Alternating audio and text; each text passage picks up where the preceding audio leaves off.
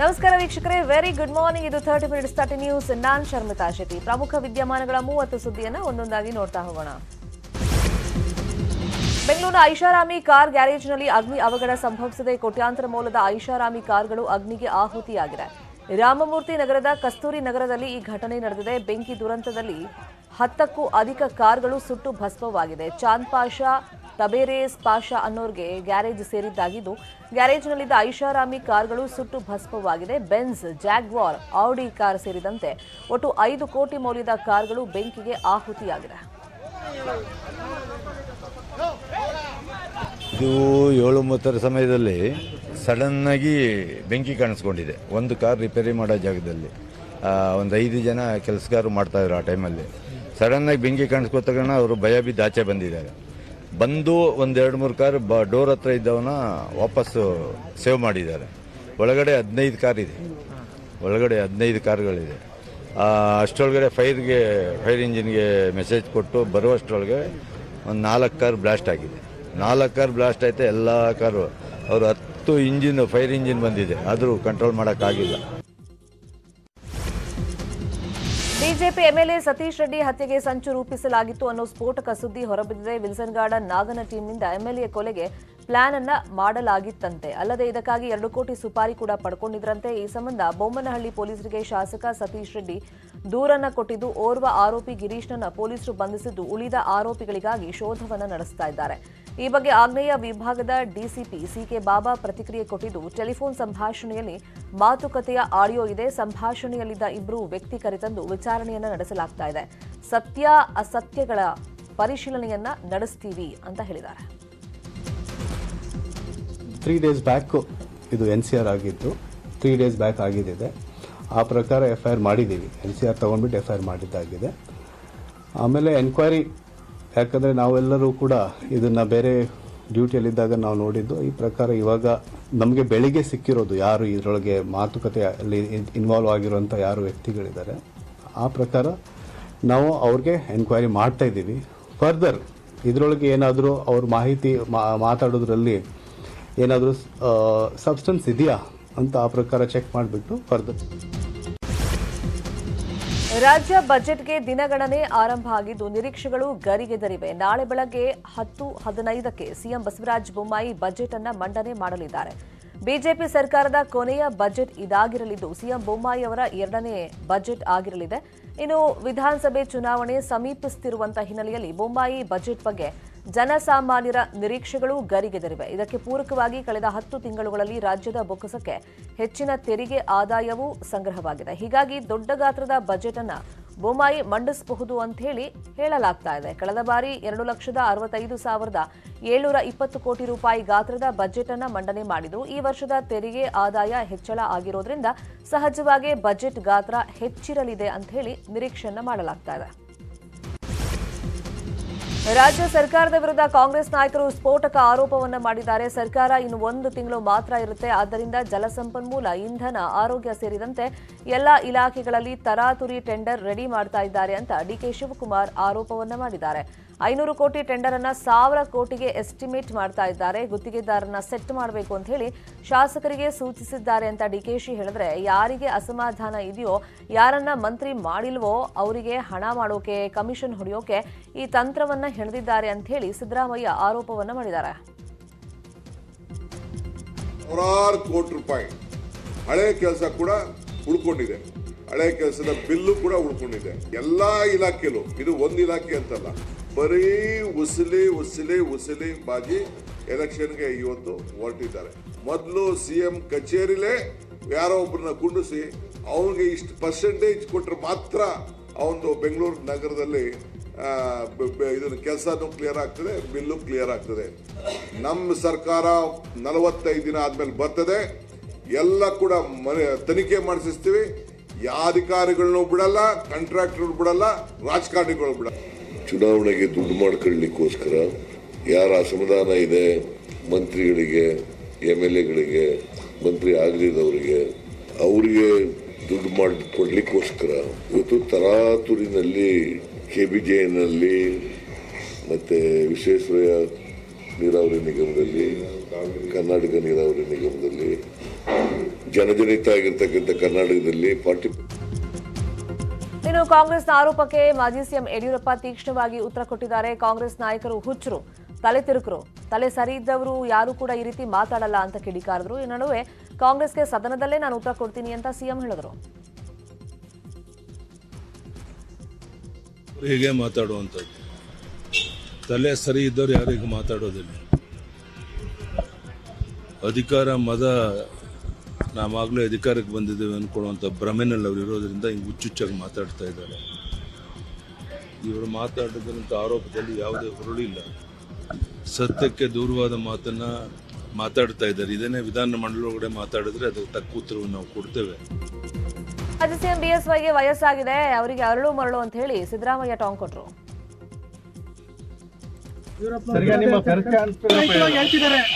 ವಯಸ್ಸಾಗಿದೆ, ಅರಳು ಮರಳು ಇರಬೇಕು. ವಯಸ್ಸಾಗಿದೆ, ಅರಳು ಮರಳು ಇರಬೇಕು. ಹುಣಸೂರಿನಲ್ಲಿ ಕಾಂಗ್ರೆಸ್ ಪ್ರಜಾಧ್ವನಿ ಸಮಾವೇಶ ನಡೆಯಿತು. ಕಾರ್ಯಕರ್ತರು ಕಿತ್ಲೆ, ಸೇಬು ಹಾಗೆಯೇ ಅನಾನಸ್ನ ಬೃಹತ್ ಹಾರವನ್ನು ಹಾಕಿದರು. ಇನ್ನು ಡಿಕೆ ಶಿವಕುಮಾರ್ ಹಾರದಲ್ಲಿದ್ದ ಸೀಬೆಹಣ್ಣು, ಕಿತ್ಲೆ ಹಣ್ಣನ್ನು ಕಿತ್ತು ತಿಂದರು. ಪ್ರಜಾಧ್ವನಿ ರಥದಲ್ಲಿ ಡಿಕೆಶಿ ಜೊತೆಗೆ ಅಭ್ಯರ್ಥಿ ಎಚ್ಪಿ ಮಂಜುನಾಥ್ ಪಾಲ್ಗೊಂಡಿದ್ದರು. ಇದೇ ಸಂದರ್ಭದಲ್ಲಿ ಮಾತನಾಡಿದ ಡಿಕೆಶಿ, ಎಚ್ ವಿಶ್ವನಾಥ್ ಕಾಂಗ್ರೆಸ್ ಸೇರೋದು ಫಿಕ್ಸ್ ಅಂದ್ರು. ಅವರು ಆಪರೇಷನ್ ಕಮಲದಿಂದ ಬಿಜೆಪಿ ಸೇರ್ಕೊಂಡಿದ್ರು. ಸಾಯೋದ್ರ ಒಳಗೆ ಕಾಂಗ್ರೆಸ್ಸಿಗನಾಗೆ ಸಾಯ್ತೀನಿ ಅಂತ ಹೇಳ್ತಾ ಇದ್ದಾರೆ ಅಂತ ಹೇಳಿದ್ದಾರೆ.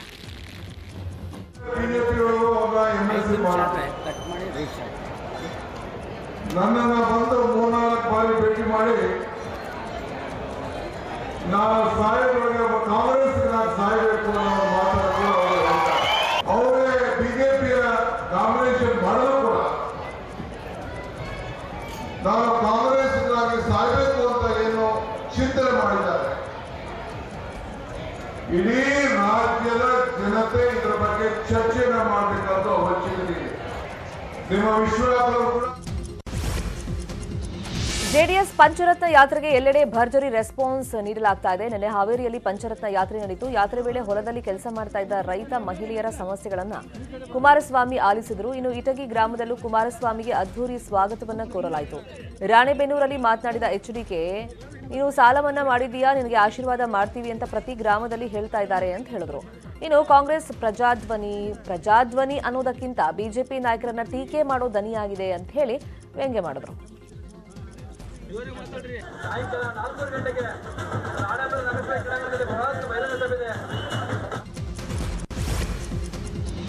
ಹಾಸನದಲ್ಲಿ ಟಿಕೆಟ್ ಫೈಟ್ ಮುಂದುವರಿದಿರುವಾಗಲೇ ಆಕಾಂಕ್ಷಿಗಳು ಸಖತ್ ಆಕ್ಟಿವ್ ಆಗಿಬಿಟ್ಟಿದ್ದಾರೆ. ಒಂದ್ ಕಡೆ ಸ್ವರೂಪ್ ಸಂಘಟನೆ ಕಾರ್ಯವನ್ನು ಮುಂದುವರೆಸಿದ್ರೆ, ಮತ್ತೊಂದು ಕಡೆ ಎಚ್ಡಿ ರೇವಣ್ಣ ಪಕ್ಷದ ಬಲವರ್ಧನೆಯನ್ನ ಮುಂದುವರೆಸಿದ್ದಾರೆ. ಹಾಸನ ನಗರಸಭೆ ಮಾಜಿ ಸದಸ್ಯ ಹಾಗೂ ಬಿಜೆಪಿ ಜೊತೆ ಗುರುತಿಸಿಕೊಂಡಿದ್ದ ಬಂಗಾರಿ ಮಂಜೂರನ್ನ ರೇವಣ್ಣ ದಂಪತಿ ಜೆಡಿಎಸ್ ಸೇರ್ಪಡೆ ಮಾಡಿಸಿಕೊಂಡಿದ್ದಾರೆ. ವಿಧಾನಸಭೆ ಎಲೆಕ್ಷನ್ಗೆ ಇನ್ನೇನು ಕೆಲ ತಿಂಗಳುಗಳು ಮಾತ್ರ ಬಾಕಿ ಉಳಿದಿರೋದು. ಇಂತಹ ಹೊತ್ತಲ್ಲಿ ಬಿಜೆಪಿ ಭರ್ಜರಿ ತಯಾರಿ ನಡೆಸಿದೆ. ನಿನ್ನೆ ಖಾಸಗಿ ಹೋಟೆಲ್ನಲ್ಲಿ ಬಿಜೆಪಿ ಶಾಸಕಾಂಗ ಪಕ್ಷದ ಸಭೆ ನಡೆಯಿತು. ಸಭೆಯಲ್ಲಿ ಹಲವು ವಿಷಯಗಳ ಬಗ್ಗೆ ಚರ್ಚೆಯನ್ನು ನಡೆಸಲಾಯಿತು. ಪ್ರಮುಖವಾಗಿ ರಥಯಾತ್ರೆ ಬಗ್ಗೆ ಸಿಎಂ ಬೊಮ್ಮಾಯಿ ಹಾಗೂ ಬಿಎಲ್ ಸಂತೋಷ್ ಶಾಸಕರಿಗೆ ವಿವರಿಸಿದರು. ಇನ್ನು ರಥಯಾತ್ರೆ ವೇಳೆ ಆಯಾಯ ಪ್ರದೇಶಗಳಲ್ಲಿನ ಸಾಂಸ್ಕೃತಿಕ, ಕ್ರೀಡಾ ವಲಯ ಸೇರಿದಂತೆ ವಿವಿಧ ವಲಯಗಳ ಸಾಧಕರು ಮತ್ತು ಗಣ್ಯರ ಭೇಟಿಗೆ ಸೂಚನೆಯನ್ನು ನೀಡಲಾಯಿತು. ಇನ್ನು ಸಿಎಂ ಮಾತನಾಡಿ, ನಾವು ಮತ್ತೆ ಅಧಿಕಾರಕ್ಕೆ ಬರೋದು ನಿಶ್ಚಿತ, ಕಾಂಗ್ರೆಸ್ ಅವರ ಈಗಿನ ಅಬ್ಬರ ಚುನಾವಣೆ ವೇಳೆಗೆ ಇರಲ್ಲ ಅಂತ ಹೇಳಿದ್ದಾರೆ. ವಕ್ಫ್ ಬೋರ್ಡ್ ಅಧ್ಯಕ್ಷ ಶಫಿ ಅಸಾದಿ ಹಾಗೆಯೇ ಕೆಜಿಎಫ್ ಬಾಬು ವಿರುದ್ಧ ಸಾಮಾಜಿಕ ಕಾರ್ಯಕರ್ತ ಆಲಂಪಾಷ್ ದೂರನ್ನು ಕೊಟ್ಟಿದ್ದಾರೆ. ಬೆಂಗಳೂರ ಶಾಂತಿನಗರದ ಡಬಲ್ ರೋಡ್ ಬಳಿಯಲ್ಲಿ ದರ್ಗಾ ನಿರ್ಮಾಣಕ್ಕೆ ಇದ್ದ ಸಾವಿರಾರು ಕೋಟಿ ಮೌಲ್ಯದ ಜಾಗ ಕಬಳಿಸಿದ್ದಾರೆ ಅಂತ ಹೇಳಿ ಆರೋಪ ಮಾಡಿದ್ದಾರೆ. ಕೆಜಿಎಫ್ ಬಾಬು ಕಡೆಯಿಂದ ಹಣ ಪಡೆದು ಶಫಿ ಸಅದಿ ಭೂಮಿ ಬಿಟ್ಟುಕೊಟ್ಟಿದ್ದಾರೆ. ಅಲ್ಲಿ ಕೆಜಿಎಫ್ ಬಾಬು 350 ಕೋಟಿ ಮೌಲ್ಯದ ಮನೆ ಕಟ್ಟೋದಕ್ಕೆ ಮುಂದಾಗಿದ್ದಾರೆ. ಈ ಬಗ್ಗೆ ವಿಲ್ಸನ್ ಗಾರ್ಡನ್ ಠಾಣೆಯಲ್ಲಿ ದೂರು ನೀಡಿದ್ದೀನಿ, ತನಿಖೆ ಮಾಡಿ ಇಬ್ಬರನ್ನೂ ಬಂಧಿಸಬೇಕು ಅಂತ ಹೇಳಿ ಆಗ್ರಹ ಮಾಡಿದ್ದಾರೆ.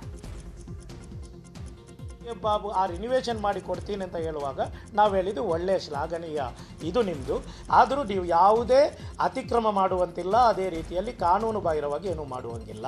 ಇದು ಯಾಕೆ ಆಲಂಪಾಷ ಮಾಡಿದ್ದಾರೆ ಅಂತ ಹೇಳಿದರೆ, ಈ ವ್ಯಕ್ತಿ ಸರ್ಕಾರಕ್ಕೆ ಲೆಟ್ರ್ ಬರೀತಾರೆ, ವಕ್ಫ್ ಬೋರ್ಡನ್ನು ನೀವು ಸೂಪರ್ಸೀಡ್ ಮಾಡಿ ಅಂತ. ಸರ್ಕಾರದ ಕಾರ್ಯದರ್ಶಿಗೆ ಇವರು ನಿರಂತರವಾಗಿ ಅಲ್ಲಿ ಲೆಟ್ರ್ ಕೊಡ್ತಾರೆ. ಕಾರ್ಯದರ್ಶಿಯವರು ನಮಗೆ ಲೆಟ್ರ್ ಬರೀತಾರೆ, ಸೂಪರ್ಸೀಡ್ ಯಾಕೆ ಮಾಡಬಾರ್ದು. ಇನ್ನು ವಕ್ಫ್ ಬೋರ್ಡ್ ಜಾಗ ಕಬಳಿಕೆ ಆರೋಪಕ್ಕೆ ಕೆಜಿಎಫ್ ಬಾಬು ಪ್ರತಿಕ್ರಿಯೆ ಕೊಟ್ಟಿದ್ದು, ನಾನು 3,000 ಮನೆಯನ್ನ ಬಡವರಿಗೆ ಕಟ್ಕೊಡೋದಕ್ಕೆ ಮುಂದಾಗಿದ್ದೀನಿ. ಅಲ್ಲಿ ಮನೆ ಖಾಲಿ ಮಾಡಿ ನನಗೆ ಜಾಗ ನೀಡ್ತಾ ಇದ್ದಾರೆ. ಆಲಂ ಪಾಷಾ ತರ್ಲೆ ಕೆಲಸ ಮಾಡ್ತಾ ಇದ್ದಾರೆ ಅಂತ ಕೆಜಿಎಫ್ ಬಾಬು ಆಕ್ರೋಶವನ್ನ ವ್ಯಕ್ತಪಡಿಸಿದ್ದಾರೆ.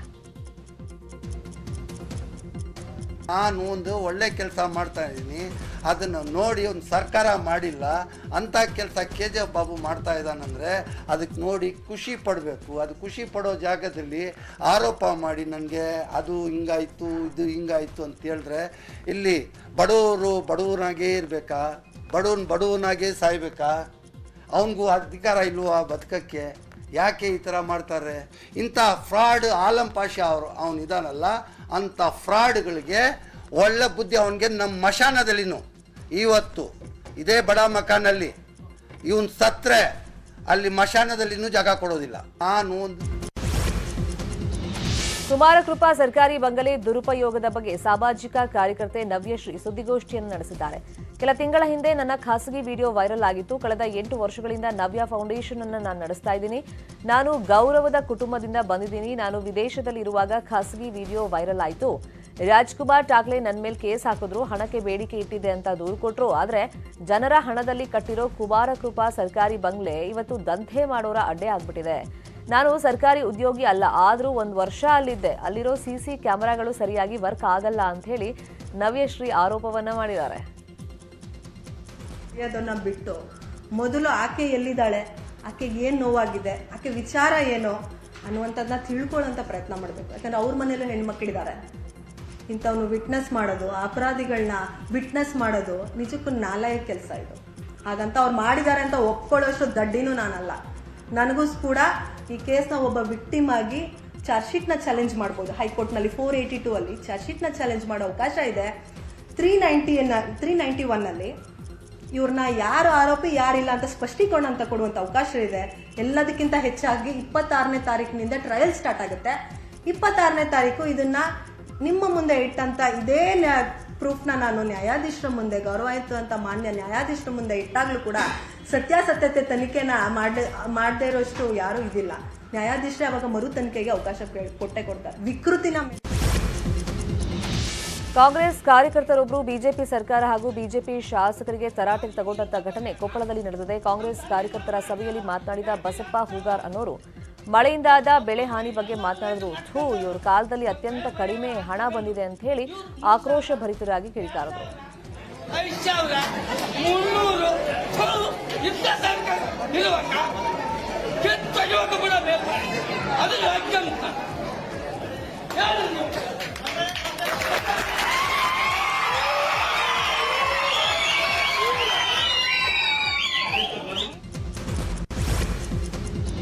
ಖಡಕ್ ಪೊಲೀಸ್ ಅಧಿಕಾರಿ ಎಡಿಜಿಪಿ ಅಲೋಕ್ ಕುಮಾರ್ ಭೀಮಾ ತೀರಕ್ಕೆ ಭೇಟಿ ನೀಡಿ ಮಿಂಚಿನ ಸಂಚಾರವನ್ನು ನಡೆಸಿದ್ದಾರೆ. ರಕ್ತಸಿಕ್ತ ಅಧ್ಯಾಯಕ್ಕೆ ಕಾರಣವಾದ ಭೀಮಾ ತೀರದ 2 ಕುಟುಂಬಗಳ ನಡುವೆ ರಾಜಿ ಸಂಧಾನವನ್ನು ಮಾಡಿದ್ದಾರೆ. ಮಲ್ಲಿಕಾರ್ಜುನ ಚಡಚಣ ಹಾಗೆಯೇ ಮಹದೇವ ಬೈರಗೊಂಡ 2 ಕುಟುಂಬಗಳ ಮಧ್ಯೆ ಅಲೋಕ್ ಕುಮಾರ್ ರಾಜಿ ಸಂಧಾನವನ್ನು ನಡೆಸಿದ್ದಾರೆ. ಕ್ರೈಮ್ ಮಾಡಲ್ಲ ಅಂತ ಗ್ರಾಮದೇವರು ಸ್ವಾಮೀಜಿಗಳ ಮುಂದೆ 2 ಟೀಮ್ನವರು ಆಣೆ ಪ್ರಮಾಣವನ್ನು ಮಾಡಿದ್ದಾರೆ. ಜೊತೆಗೆ ಹಳೆ ಕೇಸ್ಗಳನ್ನು ಕೋರ್ಟ್ನಲ್ಲೇ ಬಗೆಹರಿಸಿಕೊಳ್ತೀವಿ ಅಂತಾನೂ ಪ್ರಮಾಣವನ್ನು ಮಾಡಿದ್ದಾರೆ. ಒಟ್ಟಿನಲ್ಲಿ ಎಡಿಜಿಪಿ ಅಲೋಕ್ ಕುಮಾರ್ ಮಾಡಿದ ಸಂಧಾನ ಯಶಸ್ವಿಯಾಗಿದೆ. ನಾವು ಇಲ್ಲಿ ಇವತ್ತು ಅವರು ಬಂದಿದ್ದಾರೆ, 2 ಪಾರ್ಟಿನವರು ಬಂದ್ರು, ಅವರು ಹೇಳ್ಕೊಂಡು ಹೋಗಿದ್ದಾರೆ. ಅದು ನಾನು ಒಂದೇ ಹೇಳೋದು, ನಾವು ಇಲ್ಲೇ ಇರ್ತೀವಿ, ನಾವು ಈಗ ಬಿಟ್ಟು ಹೋಗ್ತಾ ಇಲ್ಲ. ನಮ್ಮ ಅಧಿಕಾರಿಗಳು ಇಲ್ಲಿರ್ತಾರೆ. ನಾವು ಒಳ್ಳೆ ರೀತಿಯಿಂದ ಹೇಳಿದ್ವಿ, ನಾವು ಒಳ್ಳೆ ರೀತಿಯಿಂದ ಪ್ರಯತ್ನವನ್ನ ನಾವು ಪಟ್ಟಿದ್ದೀವಿ. ಆದ್ರೆ ನಮ್ ಕಡೆ ಆಯುಧ ಶಸ್ತ್ರಾಸ್ತ್ರಗಳು ಸುಮ್ಮನೆ ಆಯುಧ ಪೂಜೆ ಸಲುವಾಗಿ ಇರೋದಿಲ್ಲ. ಅದು ನಾನು ಹೇಳ್ತಾ ಇದ್ದೀನಿ. ನಮ್ಮ ಶಸ್ತ್ರಗಳು ಬರೀ ಆಯುಧ ಪೂಜೆ ಸಲುವಾಗಿ ಇರೋದಿಲ್ಲ. ಯಾರು ಒಳ್ಳೆಯವರು ಇದ್ದಾರೆ ಅವ್ರ ಜೊತೆಗೆ ನಾವು ಒಳ್ಳೆತನ ನಾವು ತೋರಿಸ್ತೀವಿ. ಕೆಟ್ಟವರು ಇದ್ದಾರೆ ನಾವು ದಿಟ್ಟತನ ತೋರಿಸ್ತೀವಿ. ಯಾರು ಒಳ್ಳೆ ಇದ್ದಾರೆ ಅವ್ರದ್ದು ರಕ್ಷಣೆ ಮಾಡೋದು ನಮ್ಮ ಆದ್ಯ ಕರ್ತವ್ಯ. ಆದ್ರೆ ಯಾರು ಕೆಟ್ಟವರು ಇದ್ದಾರೆ. ಹಾಸನದಲ್ಲಿ ಕಾಡಾನೆಗಳ ಉಪಟಳ ಮಿತಿ ಮೀರಿದೆ. ಆನೆಯೊಂದು ಅನುಘಟ್ಟದ ಪ್ರಾಥಮಿಕ ಕೃಷಿ ಪತ್ತಿನ ಸಹಕಾರ ಸಂಘದ ಗೋಡೌನ್ಗೆ 2 ಬಾಗ್ಲನ್ನ ಒಡೆದುಬಿಟ್ಟಿದೆ. 13 ಚೀಲ ಅಕ್ಕಿಯನ್ನು ತಿಂದಿದೆ. ನೆನೆಯಷ್ಟೇ ಅಕ್ಕಿಯನ್ನ ಸೊಸೈಟಿಯಲ್ಲಿ ತಂದು ಇಟ್ಟಿದ್ರು. ಬೆಳಗ್ಗೆ ಸಿಸಿಟಿವಿ ಪರಿಶೀಲನೆ ಮಾಡಿದಾಗ ಕಾಡಾನೆ ಎಲ್ಲವನ್ನೂ ತಿಂದು ಹಾಕಿರೋದು ಬೆಳಕಿಗೆ ಬಂದಿದೆ. 10 ತಿಂಗಳ ಹಿಂದೆಯೂ ಇದೇ ಆನೆ ಸೊಸೈಟಿ ಬಾಗ್ಲನ್ನ ಮುರಿದು 4 ಕ್ವಿಂಟಲ್ ಅಕ್ಕಿ ತಿಂದಿತ್ತು. ಯಾದಗಿರಿಯ ಅನಪುರದಲ್ಲಿ ಕಲುಷಿತ ನೀರು ಸೇವಿಸಿ ವಾಂತಿ ಭೇದಿ ಉಲ್ಬಣಗೊಂಡು ಮೃತಪಟ್ಟವರ ಸಂಖ್ಯೆ 2ಕ್ಕೆ ಏರಿಕೆಯಾಗಿದೆ. ಸಾವಿತ್ರಮ್ಮ ಚಿಕಿತ್ಸೆ ಫಲಿಸದೆ ಸಾವನ್ನಪ್ಪಿದ್ರು. ಇದೀಗ 70 ವರ್ಷದ ವೃದ್ಧೆ ಸಾಯಮ್ಮ ಅನ್ನೋರು ವಾಂತಿ ಭೇದಿಯಿಂದ ಸಾವನ್ನಪ್ಪಿದ್ದಾರೆ. ನಿನ್ನೆ ವಾಂತಿ ಭೇದಿಯಿಂದ ಬಳಲ್ತಾ ಇದ್ದ ಸಾಯಮ್ಮ ಮೆಹಬೂಬ ನಗರದ ಖಾಸಗಿ ಆಸ್ಪತ್ರೆಗೆ ಅವರನ್ನು ದಾಖಲು ಮಾಡಲಾಗಿತ್ತು. ಆದರೆ ಚಿಕಿತ್ಸೆ ಫಲಕಾರಿಯಾಗದೆ ವೃದ್ಧೆ ಸಾವನ್ನಪ್ಪಿದ್ದಾರೆ. ಅನಪುರ ಗ್ರಾಮಕ್ಕೆ DHO doctor Gururaj Hiregoudar, THO Hanumanthareddy ಭೇಟಿ ನೀಡಿದ್ದು ಅಧಿಕಾರಿಗಳು ಗ್ರಾಮದಲ್ಲೇ ಬೀಡುಬಿಟ್ಟಿದ್ದಾರೆ.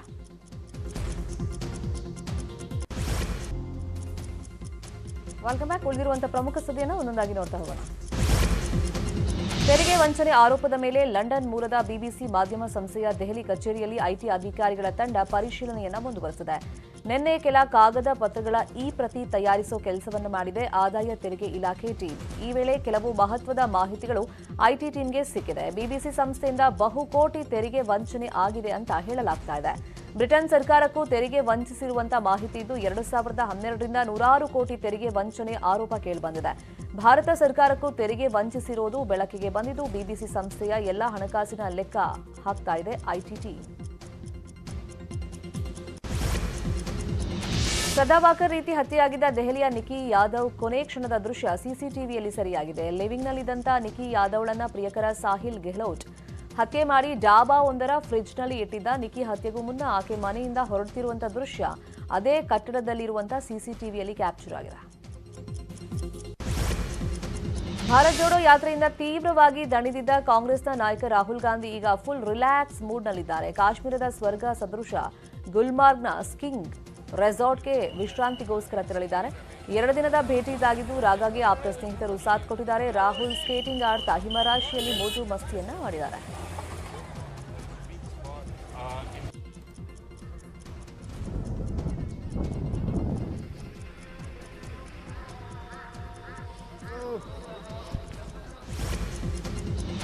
ಇಂದು ತ್ರಿಪುರಾ ವಿಧಾನಸಭೆ ಚುನಾವಣೆ ನಡೀತಾ ಇದ್ದು ಚುನಾವಣಾ ಆಯೋಗ ಸಕಲ ಸಿದ್ಧತೆ ಮಾಡಿಕೊಂಡಿದೆ. ಒಟ್ಟು 3,328 ಮತಗಟ್ಟೆ ಸ್ಥಾಪಿಸಲಾಗಿದ್ದು ಎಲ್ಲ ಮತಗಟ್ಟೆಗಳಲ್ಲಿ ಕೇಂದ್ರ ಸಶಸ್ತ್ರ ಪೊಲೀಸ್ ಪಡೆಯನ್ನ ನಿಯೋಜನೆ ಮಾಡಲಾಗಿದೆ. 60 ಸ್ಥಾನಗಳಿಗೆ ಮತದಾನ ನಡೀತಾ ಇದ್ದು ಸಂಜೆ 6 ಗಂಟೆಗೆ ಮುಕ್ತಾಯವಾಗುತ್ತೆ. ವಿಶ್ವ ಕ್ರಿಕೆಟ್ಗೆ ಈಗ ಭಾರತವೇ ದಿಗ್ಗಜ. ಟೆಸ್ಟ್, ಏಕದಿನ ಪಂದ್ಯ, ಟಿ20 ಫಾರ್ಮೆಟ್ಗಳಲ್ಲೂ ಟೀಂ ಇಂಡಿಯಾವೇ ಈಗ ನಂಬರ್ 1 ಸ್ಥಾನದಲ್ಲಿ ಇರೋದು. ಐಸಿಸಿ ರಿಲೀಸ್ ಮಾಡಿದ ರ್ಯಾಂಕಿಂಗ್ ಪಟ್ಟಿಯ 3 ಫಾರ್ಮ್ಯಾಟ್ಗಳಲ್ಲೂ team India number 1. Nagpur test ಗೆದ್ದ ರೋಹಿತ್ ನಾಯಕತ್ವದ ಟೀಂ ಇಂಡಿಯಾ 115 ಪಾಯಿಂಟ್ಸ್ ಗಳಿಸುವ ಮೂಲಕ ಟೆಸ್ಟ್ ರ್ಯಾಂಕಿಂಗ್ನ ಅಗ್ರಸ್ಥಾನಕ್ಕೆ ಏರಿದೆ. ಈ ಮೂಲಕ 3 ಲಿಸ್ಟ್ನ ಟಾಪ್ನಲ್ಲಿದೆ ಇಂಡಿಯಾ. ಇನ್ನು 3 ಫಾರ್ಮ್ಯಾಟ್ಗಳಲ್ಲಿ ಭಾರತ ಅಗ್ರಸ್ಥಾನಕ್ಕೆ ಏರಿರೋದು ಇದೇ ಮೊದಲು. ಹಾಗೆ 3 ಫಾರ್ಮ್ಯಾಟ್ಗಳ ಅಗ್ರಸ್ಥಾನಕ್ಕೆ ಏರಿಸಿದ ವಿಶ್ವದ ಮೊದಲ ಕ್ಯಾಪ್ಟನ್ ಆಗಿದ್ದಾರೆ ರೋಹಿತ್ ಶರ್ಮಾ.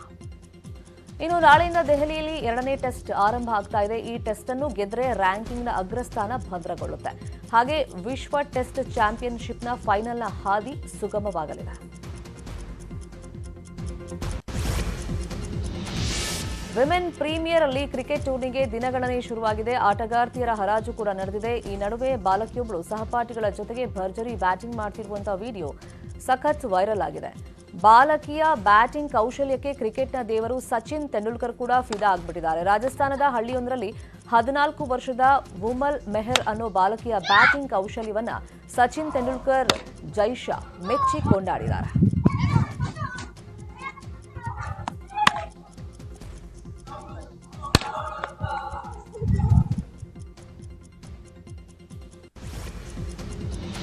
ದಿಗ್ಗಜ ಟೆನ್ನಿಸ್ ತಾರೆ ಸಾನಿಯಾ ಮಿರ್ಜಾರನ್ನ ಮೆಂಟರ್ ಆಗಿ ಆರ್ಸಿಬಿ ತಂಡ ನೇಮಿಸಿಕೊಂಡಿದೆ. ಆರ್ಸಿಬಿ ಮಹಿಳಾ ಕ್ರಿಕೆಟ್ ತಂಡದ ಮೆಂಟರ್ ಆಗಿ ಸಾನಿಯಾ ಮಿರ್ಜಾ ಅವರನ್ನ ಸ್ವಾಗತಿಸಲು ನಾವು ಹೆಮ್ಮೆ ಪಡ್ತೀವಿ ಅಂತ ಹೇಳಿ ಆರ್ಸಿಬಿ ತನ್ನ ಟ್ವಿಟರ್ ಪೇಜ್ನಲ್ಲಿ ಬರ್ಕೊಂಡಿದೆ.